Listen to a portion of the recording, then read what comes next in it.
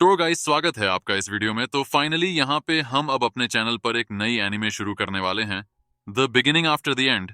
और ये एक मानवा बेस एनिमे होने वाली है। जैसे कि सोलो लेवलिंग हाई है और अब सोलो लेवलिंग की काफी हाइप है। इसी वजह से यहाँ पे हमने इस एनिमे को कवर करना शुरू किया, क्योंकि इसकी भी सेम ही हाइप देखने को मिलेगी हम लोगों को। और हाँ, अगर तुम लोगों को ये एपिसोड और ये एनिमे हिंदी डब में देखना है तो हमारा टेलीग्राम चैनल ज्वाइन कर लेना। बट डब ऑफिशियल नहीं, फैन डब हैं, बट पूरा ऑफिशियल की तरह हैं। सो जिसको जिसको एनिमे देखना है चैनल को ज्वाइन कर लेना। बट वन कंडीशन है, अगर इस वीडियो को सपोर्ट मिला तभी एनिमे अपलोड करूंगा टीजी पर। Okay, and target 1K views और 30 लाइक्स अगर कंप्लीट होगा तो मैं टीजी पर अपलोड कर दूंगा।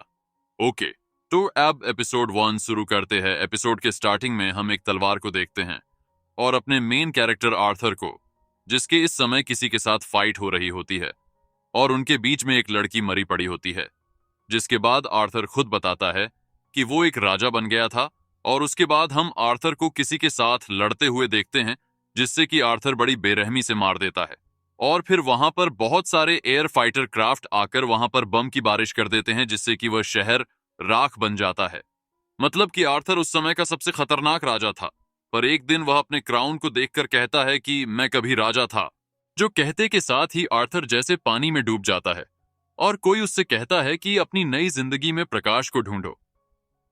देन सीन चेंज होता है और आर्थर दूसरी दुनिया में एक बच्चे के रूप में पैदा होता है, जो देखकर वह आदमी, मतलब कि जो इस दुनिया में आर्थर का डैड है, वह कहता है कि इसके बाल तो बिल्कुल तुम्हारी तरह है। जिस पर वो औरत कहती है कि पर इसकी आंखें तुम्हारे ऊपर गई हैं। पर यह देखकर आर्थर को कुछ भी समझ नहीं आता। तो वह आदमी कहता है, हे लिटिल आर्थर, मेरा नाम रेनॉल्ड्स है। जिस पर आर्थर मन ही मन कहता है कि मैं नहीं जानता कि यह दोनों कौन हैं, और यह भी कि यह दोनों मेरे माता पिता होने का दावा कर रहे हैं। और क्या अगर यह सच है तो क्या मैं अभी पैदा हुआ हूं? तो गाइस, मैं बता दूं, आर्थर अपनी दुनिया में मरने के बाद इस दुनिया में पैदा हुआ है, जहां पर यह दोनों इसके पेरेंट्स हैं। पर अभी भी आर्थर को अपनी पुरानी लाइफ याद है, लेकिन एक बच्चे के बॉडी में होने की वजह से वह कुछ भी नहीं कर पा रहा है। इवन उसे यह भी नहीं पता कि वो अपनी पुरानी लाइफ में मरा कैसे। और यह चीज ही इस एनिमे को एक ग्रेट स्टोरी बनाती है। जिसके बाद हम देखते हैं आर्थर मन ही मन कहता है कि वो इतनी सारी लड़ाइयों के बाद एक बच्चे के रूप में पैदा हुआ है, जो कि उसके लिए शर्म की बात है, क्योंकि वह पहले एक महान राजा था। पर इस समय आर्थर को उसके पेरेंट्स कुछ ज्यादा ही प्यार कर रहे होते हैं, जो देखकर आर्थर सोचता है कि एलाइस और रेनॉल्ड्स मेरी काफी केयर करते हैं। तो एक दिन रेनॉल्ड आर्थर का फादर आर्थर के पास अपनी उंगली करते हैं, जिसे कि आर्थर पकड़ लेता है, जो देखकर रेनॉल्ड काफी ज्यादा खुश होता है। पर आर्थर को पता होता है कि यह ज्यादा कुछ नहीं बल्कि रिफ्लेक्स एक्शन है। जो सोचते सोचते आर्थर अपनी बेड में पॉटी कर देता है। मतलब कि आर्थर इस समय अपनी बॉडी को भी कंट्रोल नहीं कर सकता। और फिर एलाइस, आर्थर की माँ, बड़ी प्यार से उसके पीछे के माल मसाले को साफ करती है। जो होता देख आर्थर को यह बॉडी जेल की तरह लग रही होती है। इवन कभी कभी तो उसे लगता है कि यह सपना कब खत्म होगा। जिसके बाद आर्थर एक दिन अपने डैड को मैजिक यूज करते हुए देखता है, जहां पर उसके डैड अपने पावर से एक बहुत ही बड़े स्टोन को तोड़ देते हैं, पर उसका छोटा सा टुकड़ा उसके ही सर में लग जाता है। जो देखकर अलाइस अपनी हीलिंग पावर से उसे हील करने लगती है। और यह सब होता देख आर्थर मन ही मन कहता है कि इस दुनिया में मैजिक पावर है, जिससे कि इस समय मैं अपरिचित हूं। और फिर हम देखते हैं रेनॉल्ड अपनी पावर और एक वेपन की मदद से एक बहुत ही बड़े बीस्ट को मार गिराता है। इवन उसके साथ उसके जैसे काफी सारे लोग होते हैं। मतलब कि गाइस, रेनॉल्ड एक एडवेंचरर है। जिसके बाद रेनॉल्ड अपने घर वापस आता है, जहां पर आर्थर और अलाइस उसका वेट कर रहे होते हैं। और इस समय आर्थर इन सब चीजों को बड़ी ध्यान से देख रहा होता है। तो फिर रेनॉल्ड उन दोनों को हक करने वाला होता है, लेकिन वो देखता है कि उसके हाथों में खून लगा है। और अपने डैड का वेपन देखकर आर्थर सोचता है कि एक ऐसी दुनिया है जहां पर लोगों को वेपन रखने की इजाजत है। इसीलिए अब आर्थर भी डिसाइड करता है कि उसे भी जल्द से जल्द शक्तियों को हासिल करना चाहिए। पर तभी अलाइस आर्थर से कहती है कि चलो, ये तुम्हारे सोने का टाइम है। जो सुनकर आर्थर को यह टाइम उतना भी खराब नहीं लगता, क्योंकि वह अपने पुराने लाइफ में चैन से सो भी नहीं पाता था। तो अब कुछ टाइम बीत जाता है और आर्थर अपने घुटनों के बल चलने लगता है। और आर्थर को ऐसे चलते हुए देख रेनॉल्ड और अलाइस को काफी डर लग रहा होता है, क्योंकि कहीं आर्थर सर के बल जमीन में न गिरे। पर तभी पहली बार आर्थर अपने आप को शीशे में देखता है और कहता है कि वह अभी भी काफी छोटा है। जिसके बाद अलाइस उसे सुलाकर वहां से चली जाती है। पर आर्थर जैसे तैसे अपने बेड से नीचे आता है और इस समय वह अपने आप को थोड़ा बहुत कंट्रोल कर पा रहा होता है। और फिर वह अपनी मम्मी से छिप छिपा कर लाइब्रेरी रूम चले जाता है, जहां पर वह बुक निकालते हुए कहता है कि नॉलेज ही हथियार है। और फिर वह एक बुक लेकर शांति से बैठ जाता है, क्योंकि काफी टाइम से आर्थर को बुक्स की तलाश थी, बिकॉज उसे पता होता है कि बुक्स में ही इस दुनिया के बारे में लिखा होगा। जिसके बाद हमें पता चलता है जिस कॉन्टिनेंट में आर्थर पैदा हुआ है उसका नाम डीकथन है, जहां पर 3 किंगडम्स हैं। पहला डार्फ किंगडम, जो कि बोनो का नेशन है। दूसरा एलिनॉय किंगडम, जो कि एल्प्स का नेशन है, जो कि काफी डीप फॉरेस्ट में है। तीसरा सेपेन किंगडम, जहां पर आर्थर रहता है, जो कि सबसे पॉपुलर नेशन है। इवन ये ह्यूमन से भरा हुआ है, जो कि एक तरह से आर्थर के नेशन की तरह है। पर गाइस, यहाँ पर मोनार्ची होते हैं जो कि इस जगह को एक तरह से हैंडल करते हैं। पर आर्थर और यहाँ के नेशन में डिफरेंस ये है कि यहाँ की गद्दी विरासतों में मिलती है।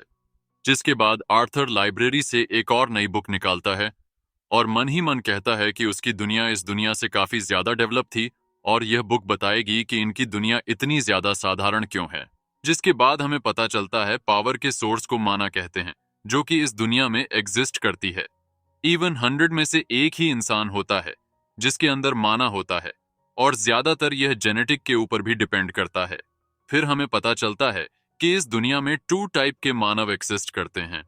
पहला ऑगमेंटिंग, जिससे कि आप अपने फिजिकल स्ट्रेंथ को बढ़ा सकते हो, मतलब कि आप इसे कुछ हल्क के टाइप का समझ सकते हो। सेकंड कंजूरर्स, जिसे कि आप अपनी इच्छा से कंट्रोल कर सकते हो, और माना को कंट्रोल करने वाली चीज को माना कोर कहते हैं। और जो इंसान अपने शरीर में फैले हुए माना को एक पॉइंट में कर दे, उसे जादूगर कहते हैं। जिसके बारे में आर्थर को थोड़ा बहुत पता होता है, क्योंकि अपने पास्ट लाइफ में वह अपनी पावर को कंट्रोल करके लोगों को हराता था। इसीलिए अब आर्थर अपने माना को कंट्रोल करने के लिए फोकस करने लगता है और वह थोड़ी ही देर में अपने माना को कंट्रोल कर लेता है। पर तभी उसकी मॉम आ जाती है और उसे उठाकर ध्यान से देखने लगती है, जिस पर कुछ देर के लिए आर्थर शॉक हो जाता है। तो फिर उसकी मॉम कहती है, क्या तुमने पू कर दिया? जो सुनकर आर्थर को काफी शर्म आती है। जिसके बाद अलाइस उसकी डायपर चेंज करने के लिए ले जाने लगती है, तो आर्थर मन ही मन कहता है कि वह काफी सारी शक्तियों को हासिल करेगा। और अब हम देखते हैं 2 साल बीत चुके होते हैं आर्थर के पैदा हुए, जिससे कि अलाइस अपनी डायरी में लिख रही होती है। मतलब कि आपने अभी तक जो भी देखा वह इस डायरी की कहानी थी। पर तभी अलाइस देखती है कि आर्थर लकड़ी से तलवार चलाने की कोशिश कर रहा है और उसके डैड इसमें उसकी मदद कर रहे हैं, जो देखकर अलाइस काफी ज्यादा गुस्सा होती है। और फिर वो रेनॉल्ड पे काफी ज्यादा चिल्लाने लगती है। जिसके बाद अलाइस आर्थर को लेकर टाउन में जाती है, जहां पर आर्थर काफी ज्यादा क्यूरियस होता है। इवन जब भी वो वेपन को देखता है तो वह और भी ज्यादा एक्साइटेड हो जाता है और वह ऐसी काफी सारी चीजें देखता है जो कि उसकी पुरानी जिंदगी में थी भी नहीं, जैसे कि मैजिक। और फिर घर आते हुए आर्थर मन ही मन कहता है कि इन दोनों ने मेरी पूरी जरूरतों का ध्यान रखा, और क्या परिवार हमेशा से ऐसे ही रहते हैं? जिसके बाद अलाइस कहती है कि वह काफी खुश है कि आर्थर अपने बेड से उठकर किताबें पढ़ता है और कैसे वो मार्केट में इतनी सारी चीजों को देखकर क्यूरियस हो रहा था। इवन अलाइस को बिलीव होता है कि वह बड़े होकर अपने डैड की तरह बनेगा और काफी पीसफुल अपनी लाइफ स्पेंड करेगा। जिसके बाद एक दिन आर्थर अपने डैड को मैजिक यूज करते हुए देखता है, जहां पर रेनोल्ड अपनी पावर की मदद से काफी सारे छोटे मोटे स्टोन्स को उठाता है। और फिर वह आर्थर की तरफ देखकर कहते हैं कि तुम्हारे डैड ऑनसम है। पर आर्थर काफी शॉक होता है अपने डैड की इतनी कम पावर देखकर।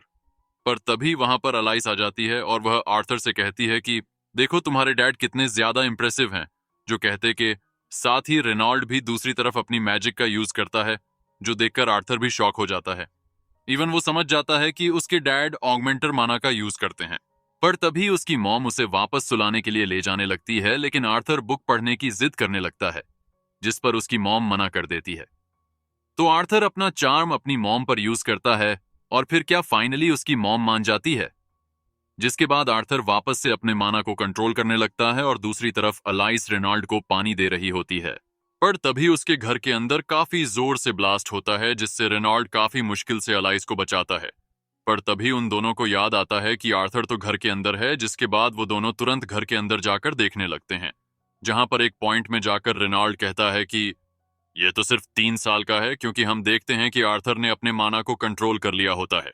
उसके बाद आर्थर नीचे आता है, पर उसकी छत उसके ऊपर गिरने लगती है, जो देखकर वो मन ही मन कहता है कि मैं इस जगह पर नहीं मरना चाहता। पर तभी गाइस, रेनॉल्ड और अलाइस आर्थर को बचा लेते हैं, जिसके बाद अलाइस और रेनॉल्ड रोने लगते हैं, जो देखकर आर्थर सोचता है कि यह दोनों क्यों रो रहे हैं।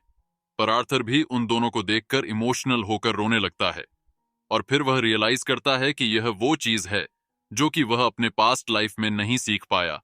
और गाइस, एपिसोड यहां पर ही खत्म होता है।